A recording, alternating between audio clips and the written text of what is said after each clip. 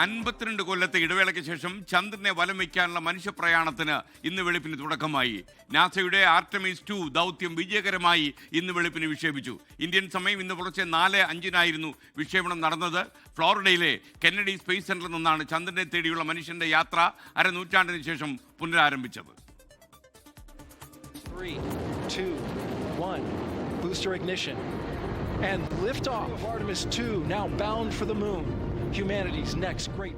1972 Apollo 17 ദൗത്യത്തിന് ശേഷം അമ്പിളിക്കല തേടി ഭൂമിയിലെ ആ 4 സഞ്ചാരികൾ യാത്ര പുറപ്പെട്ടു.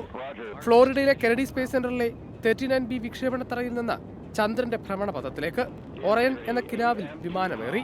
മിഷൻ കമാൻഡർ, നാസയുടെ Reid Wiseman, mission pilot Victor Glover, mission സ്പെഷ്യലിസ്റ്റുകളായ നാസയുടെ ക്രിസ്റ്റീന കോച്ച്, കനേഡിയൻ ബഹിരാകാശ ഏജൻസിയുടെ ജെറമി ഹാൻസൺ എന്നിവർ.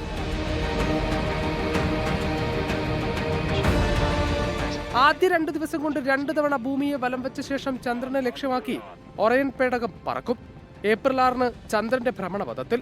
ഒരു ഘട്ടത്തിൽ മനുഷ്യരുമായി ഒരു ബഹിരാകാശയാനവും ചെന്നിട്ടില്ലാത്ത അത്രയും ദൂരത്തിലേക്ക് ഒറയൻ എത്തും. ഒരു തവണ ചന്ദ്രനെ വലം വെച്ച ശേഷം ഏപ്രിൽ 10 ഭൂമിയിലേക്ക് മടക്കം. പസഫിക് സമുദ്രത്തിൽ സ്പ്ലാഷ് ഡൗൺ ചെയ്യുന്നതോടെ ദൗത്യം പൂർണ്ണം.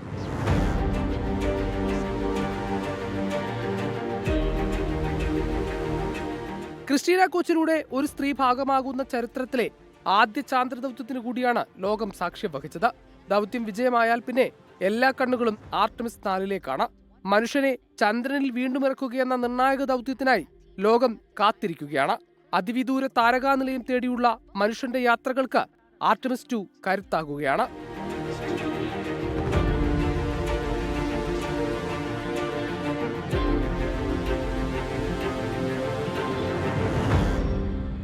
യാത്രയിൽ 4 പേർക്കും കൂടായി ഒരു 5-ാമനുമുണ്ട്, റൈസ് എന്ന ചെറുപാവ.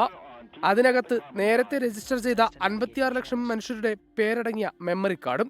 International desk 24.